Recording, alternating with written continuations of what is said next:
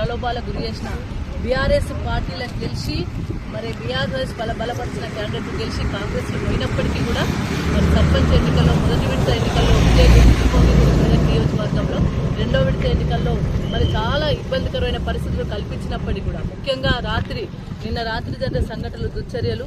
ఎందుకంటే బీఆర్ఎస్ నాయకులను ఇళ్లలో నిర్బంధించి బయట మరి కాంగ్రెస్ పార్టీ వాళ్ళు డబ్బులు వంచుతూ ఉంటే పోలీసులు పహారా కాసిన సంఘటనలు నిజాంపేటలో కావచ్చు, కొరిపల్లిలో కావచ్చు, కల్వకుంట గ్రామాల్లో జరిగినాయి.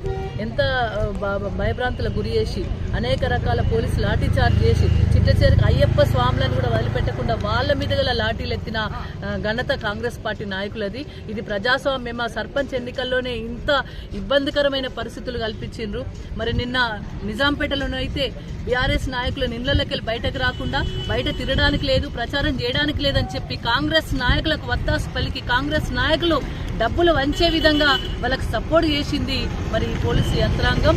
కొరువుపల్లిలో అయితే గొడవలైనాయి. హైదరాబాద్ నుండి మల్కాజ్గిరికి వెళ్ళి వచ్చిన కొంతమంది అక్కడ డబ్బులు వంచుతూ ఉంటే పట్టుకొని కేసులు పెట్టమని చెప్పేసి పోలీసులకు ఫోన్ చేస్తే వాళ్ళని వదిలేసి బీఆర్ఎస్ నాయకులపై లాఠీ ఎత్తిన ఘనత మరి కాంగ్రెస్ పాలనలో పోలీసులది.